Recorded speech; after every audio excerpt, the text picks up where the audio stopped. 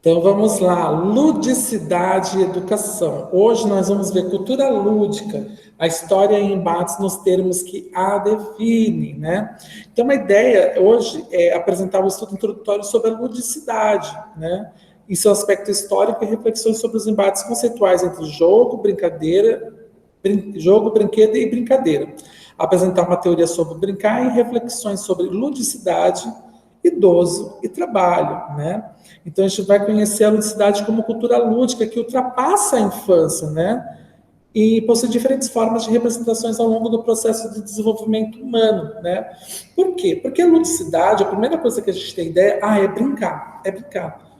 E criança, não é só criança que brinca, né? Por exemplo, eu mesmo já tenho vários jogos em casa, adoro jogar jogo da vida, banco imobiliário, que mais? Imagem ação, adoro jogar cartas. E acredite, tudo isso tem um quê de ludicidade, porque todas elas trazem conceitos que a gente pode ser trabalhados no nosso dia a dia. Até mesmo a questão do próprio raciocínio no jogo de cartas, né? Traz também efeitos permanentes no nosso dia a dia, né? Porque a gente começa a ter aquele pensamento mais analítico, né? Então, a ação lúdica é uma expressão humana presente de diferentes formas durante toda a vida do indivíduo, né? A ação lúdica convoca o sujeito a realizar uma ação colocando-se em atividade, ao mesmo tempo que articula aspectos tanto afetivos, cognitivos e sociais, né? Então, a gente vai refletir sobre que isso encanta tanto todo mundo, né? Por que a gente gosta muito da diversão através de jogos, né? Então, a atividade lúdica é um fenômeno universal que tem atravessado gerações, fronteiras e épocas, né? Basta lembrar que, por exemplo, a boneca que a gente conhece, ela não foi criada por uma criança, né? Lembrando que a criança, há alguns séculos atrás, era vista como um pequeno adulto, um adulto miniatura, né? Então, as bonecas, na verdade, elas foram criadas, por exemplo, para poder, para a realeza, para as pessoas ricas, adultas, né? Não eram para crianças, tanto que elas eram feitas de material de porcelana chinesa e tudo mais, né? Algumas outras elas podiam trocar de roupa até para poder fazer até para ver como é que ficaria uma roupa e tudo mais, enfim. Então essa é a ideia de atravessar gerações e ainda continuar nos encantando, né? Por exemplo, o Banco Imobiliário ele foi lançado antes de eu nascer, né, se eu não me engano. Foi na década de 70. Agora tem dúvida se foi na década de 70 ou 50. Mas foi antes de eu nascer. E até hoje tem gente que gosta de brincar, né? Jogo de cartas, né? Há quantos séculos está aí e até hoje as pessoas gostam de jogar, né? Então, isso vai mostrar como ele ultrapassa gerações e ainda se estabelece como algo que é importante. Hoje, óbvio, tem uma evolução dos jogos, que são os jogos de videogame ou até mesmo jogos de celular, né? Então, ao longo da história da humanidade, as formas, os espaços e o tempo para brincar, assim como os objetos utilizados nessa atividade, eles foram, obviamente, se transformando, né? Então, o que é brincar, né?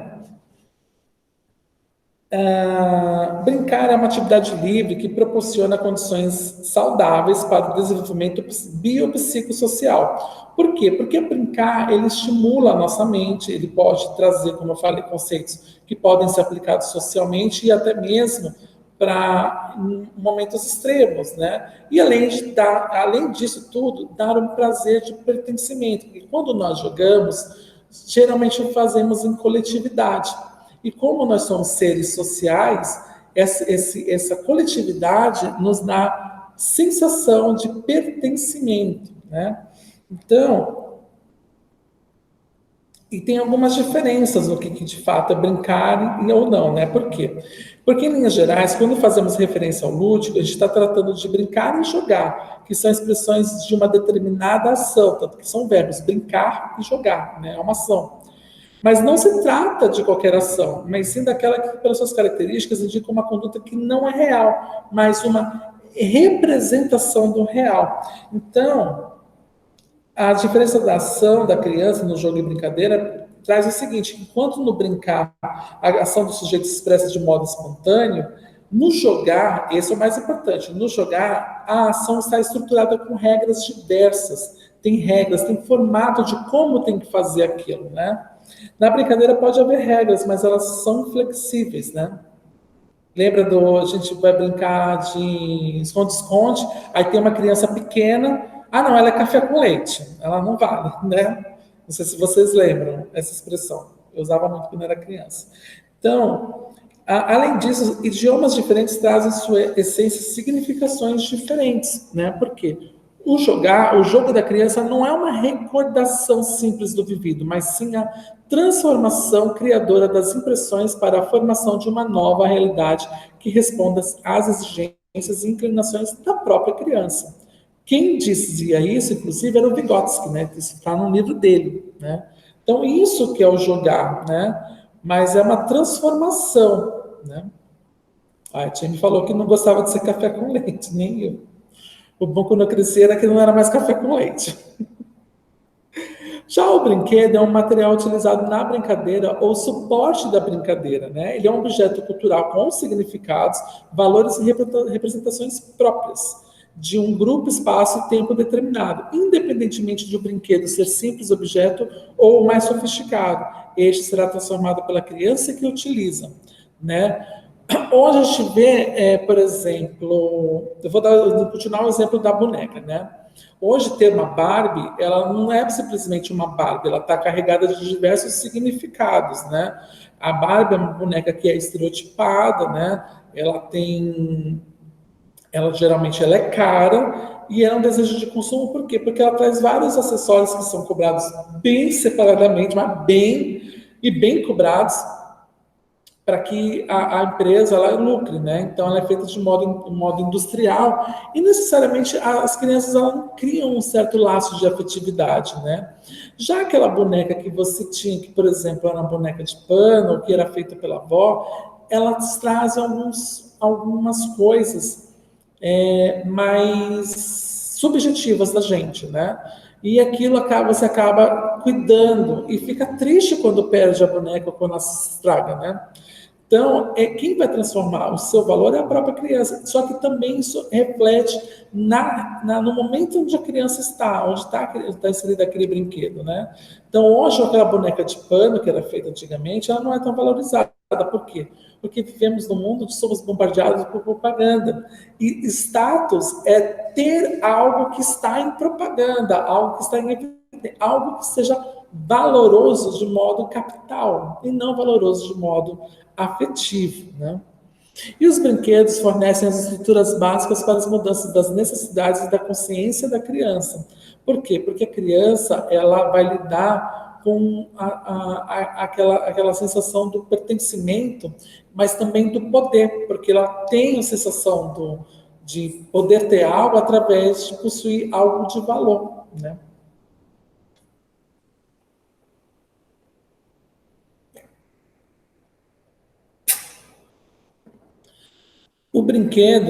A história dos brinquedos é o seguinte: os brinquedos eles foram se transformando e tornaram-se um diálogo simbólico entre as gerações. Por exemplo, uma das coisas que eu me lembro quando era criança, que estava começando a cair em desuso, era aqueles soldadinhos de chumbo que as pessoas tinham e às vezes elas pintavam. Até hoje tem colecionadores que gostam de ficar pintando, né? Mas era muito desejado pelo fato de que traziam alguns significados. Era caro ter soldadinho de chumbo, né? E era bem desejado. E também eles não se deterioravam com muita facilidade. Se deteriorasse era mais a tinta, mas era só lá pintar, né? Já no século XV, as roupas, jogos e brincadeiras eram comuns a adultos e crianças, né? Já a industrialização, que foi já no século XVIII para o XIX, ela traz a substituição dos objetos grandiosos por miniaturas, porque aí todo mundo pode ter algo, né? As bonecas, inclusive, eram enormes, eram quase o tamanho de uma criança, né? De 10 anos, por exemplo. Né? Hoje não, hoje a Barbie é desse tamanho, né? Pequenininha. Já as bonecas apareceram mais tarde e não estavam destinadas apenas às meninas. Elas eram de porcelanas e réplicas de adultos, como eu falei agora. Já no século XIX, elas se tornam maiores, separando-se adultos e criança, né? Os brinquedos eles já começam a ser mais segmentados, né? Ou ia para adulto, né? O adulto também tinha um brinquedo, ou ia para criança, né? Então, a história de como as crianças brincavam, jogavam e quais objetos utilizavam para brincar, elas possibilitam compreender o valor que cada brinquedo tem, pois carregam consigo a história de relações sociais e culturais de uma determinada época, né? Então, é muito comum a gente falar. Minha mãe falava que na época dela não era Barbie, era a Suzy, né? A Suzy que era a boneca mais famosa, né? A Barbie apareceu muito tempo depois. Barbie, se eu não me engano, no Brasil chegou logo. Eu já era nascido quando a Barbie chegou no Brasil. Efetivamente, efetivamente. Não é importada, a Barbie no Brasil. Né? Então, e o brinquedo e a brincadeira, ela vai trabalhar através da criatividade da criança. Por quê? Porque a gente nasce com potencial criativo, né? Que precisa ser, como Donald Winnicott falou, ser exercitado para o desenvolvimento da imaginação no psiquismo humano. Então, como é que a gente vai trabalhar isso? Através de faz de contas, de representações do real. Lembra lá que eu falei da representação do real? Então, isso é trabalhar também muito a sua criatividade.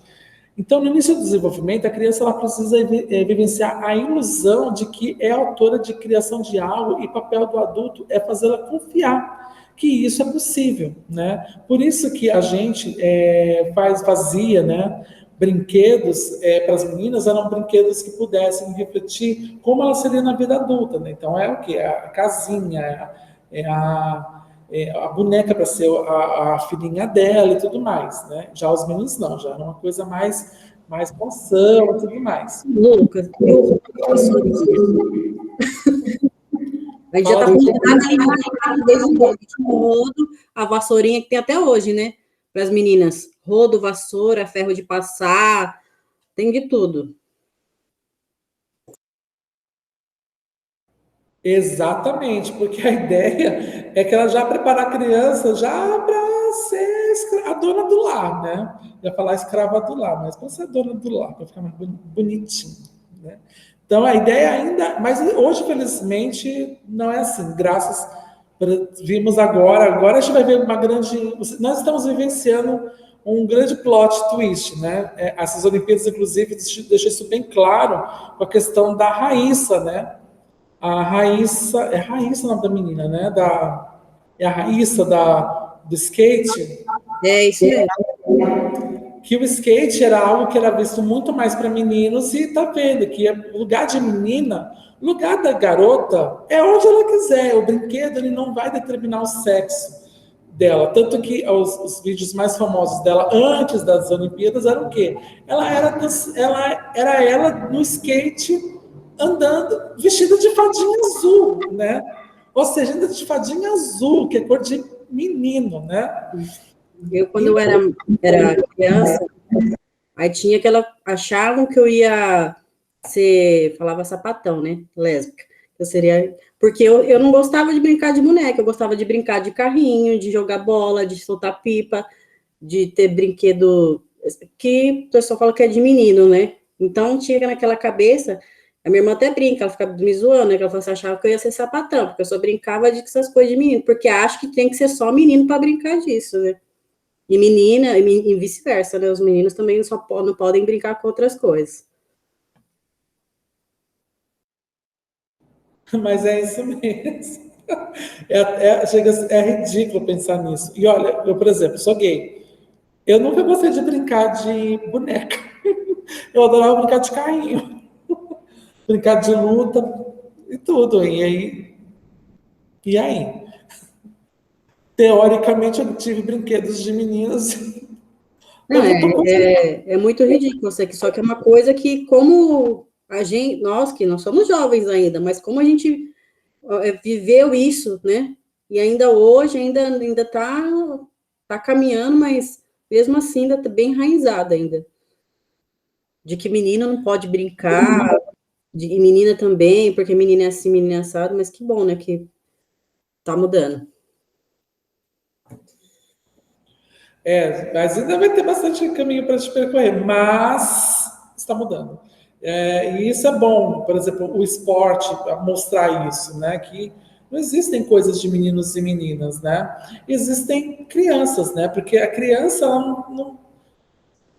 teoricamente, ela não pensa na questão da sexualidade, né? Tudo que a gente vivencia, por exemplo, no brinquedo, até mesmo a questão de gênero no brinquedo, isso é feito pelos adultos, né? É pela sociedade, né? E aí a gente tem que atuar para quebrar. Isso vai acontecendo aos poucos. Vai demorar, mas vai acontecer.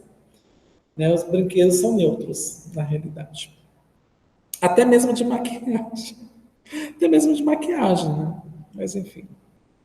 Então, na criança, o brincar, ele começa com uma realidade concreta, passa pelo brincar e traz uma realidade percebida, porque quando ela faz o faz de conta, no meio da brincadeira, ela começa a inserir pequenas contextualizações de uma realidade que ela criou para o seu dia a dia. Isso depois acaba frustrando um pouco a criança, né? Porque ela acaba vendo que não é bem assim do jeito que ela imaginou.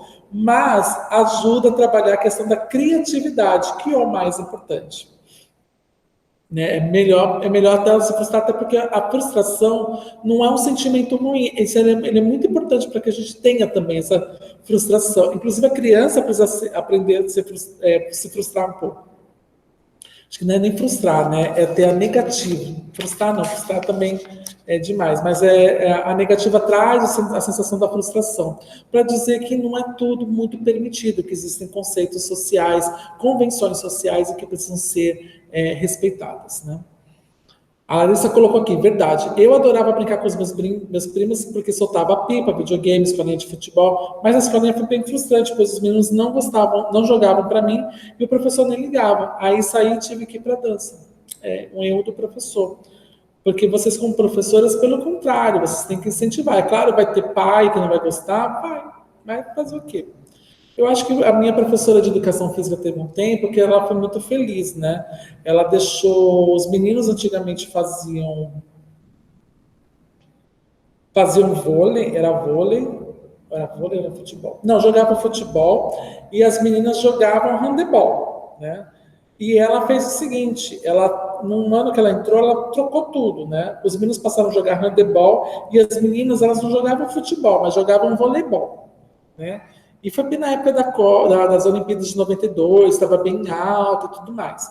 Deu muito certo, porque a ideia é que, por exemplo, que na escola onde eu estudava, que era do município, era que handebol era um jogo de meninas, né? E eu gostava, adorava tacar a bola na cara dos outros. A Larissa aqui complementou. Mas anos depois encontrei com esse professor, ele virou o meu de educação física no último ano do ensino médio, e eu bem falei para ele sobre isso, disse que desculpava ele, mas agora não podia obrigar a jogar a bola, né? Pois se eu não sabia,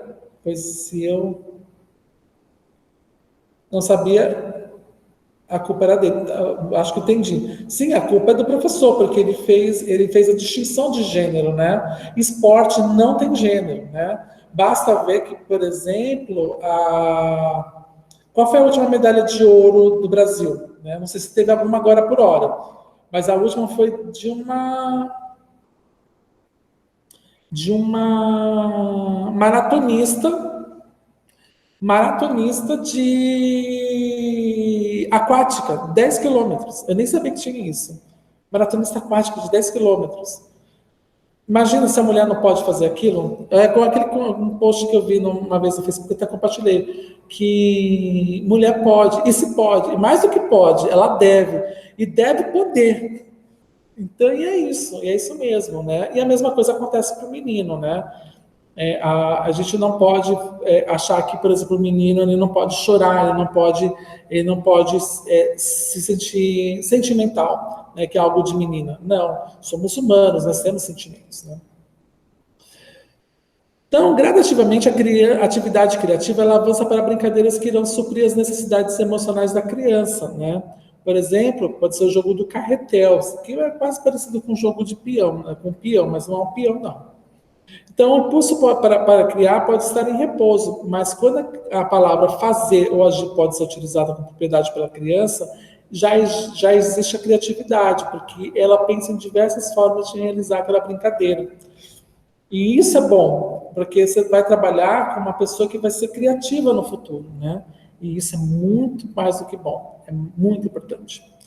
Então, o psiquismo durante a atividade lúdica criativa é uma área intermediária da criação que está em continuidade direta com a área do brincar da criança pequena, né?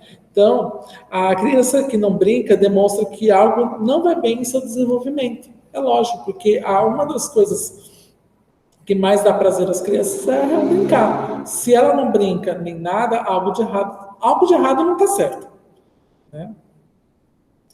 E a gente precisa lembrar também que a atividade lúdica, ela é um objeto transicional, ou seja, ela é algo que ela, quando compreender, ela já atingiu o objetivo, né? É da mesma forma que vocês vão aprender a fazer um bolo. Então, quando você aprende a fazer um bolo, faz uma, duas vezes, depois decora, você já atingiu o objetivo. Você necessariamente precisa fazer vários para poder tentar lembrar. Você já atingiu o objetivo de aprender. A mesma coisa acontece com a criança. Então, a atividade lúdica, ela acontece justamente quando tem um propósito. E a intenção é ela compreender aquilo de modo mais holístico, de modo mais integrado a ela, né? Que possa ser associado a outros campos da sua vida social, né? Então, há uma evolução direta dos fenômenos transicionais para o brincar, dessa para o brincar compartilhado e daí para as experiências culturais, que aí vem o trabalho criativo, né? Essas experiências culturais, ela pode ser de diversas formas, ela pode ser até mesmo uma adaptação de uma brincadeira para que todo mundo consiga brincar, né? E ela consegue fazer isso muito bem. Então, como ocorre a relação entre o processo criativo e o uso de brinquedos prontos, que é a nossa realidade hoje de modo massivo, né? Então, o brincar e o brinquedo, eles exercem funções estruturantes na criança, né? Cada um, ao seu jeito. O adulto ou professor, ele deve enriquecer a ação lúdica infantil, dando propósito para o uso do brinquedo e também satisfazendo aquele brincar de modo mais efetivo, com algum tipo de propósito, né?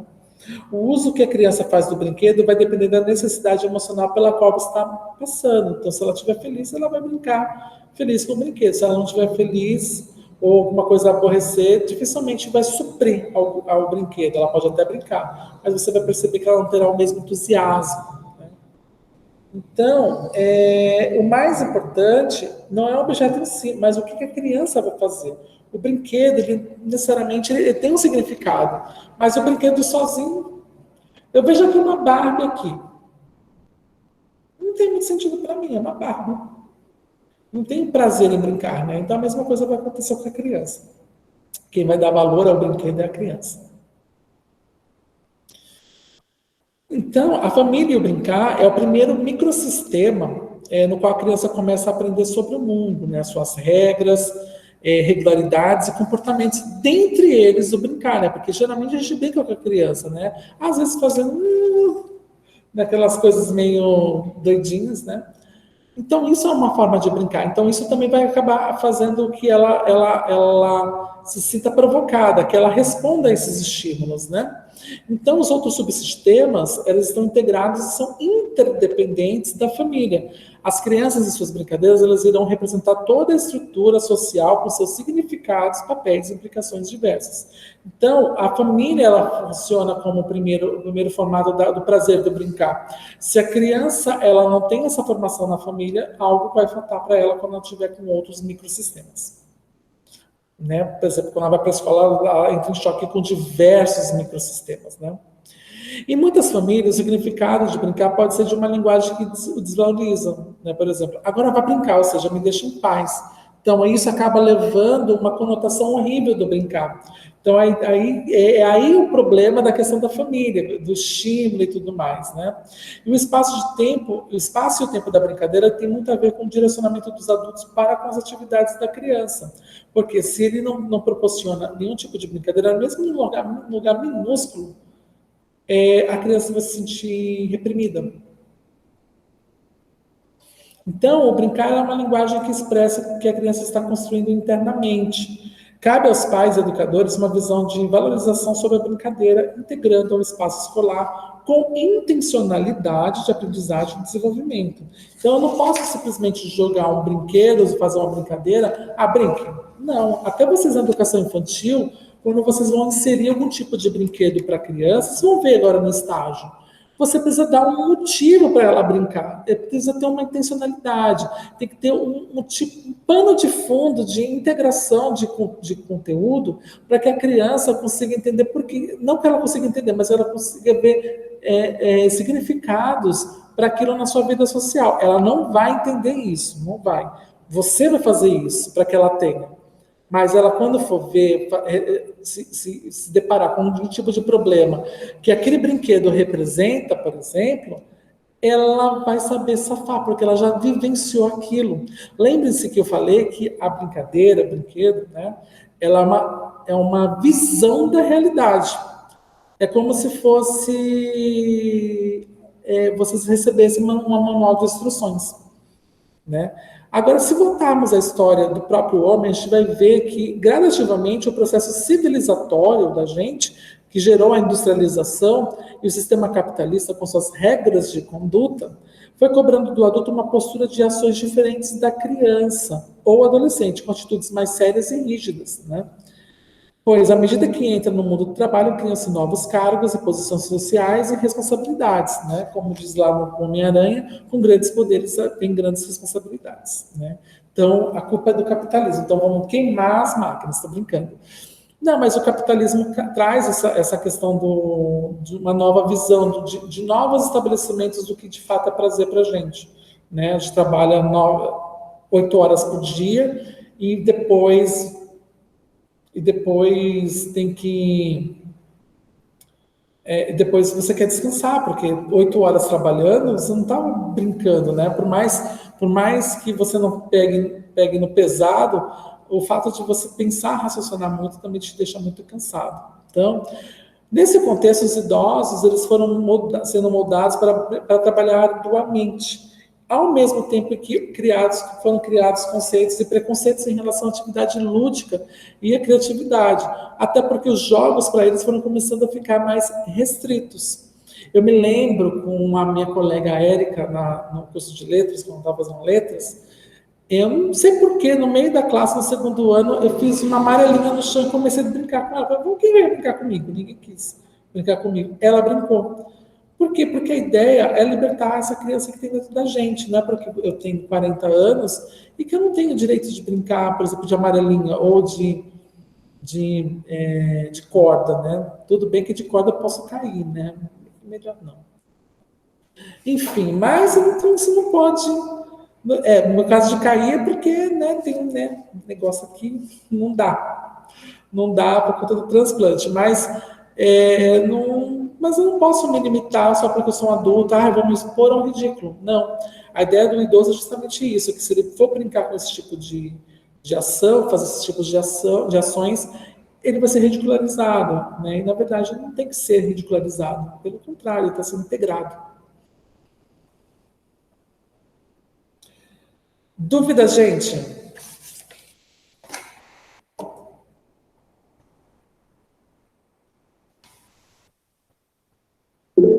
Pode falar, Vanessa. Lucas, a minha dúvida foi porque quando você começou a falar, eu não estava conseguindo escutar daqui. O estágio vai ser adaptado ao Covid. Então, no caso, a gente não vai fazer presencial? Mais tarde eu falo na parte de estágio. Tá. Tá bom? A gente vai ver PTG. Tá bom? Dúvidas sobre ludicidade?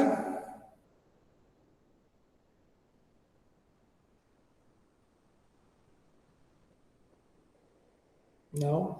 Então tá bom. Gente, eu vou dar uma parada aqui, né, para gravar o vídeo. Eu vou ao banheiro, tá bom? Em 5 minutos eu retorno, tá bom? Não precisa sair daqui, não. Vou continuar aqui aberto.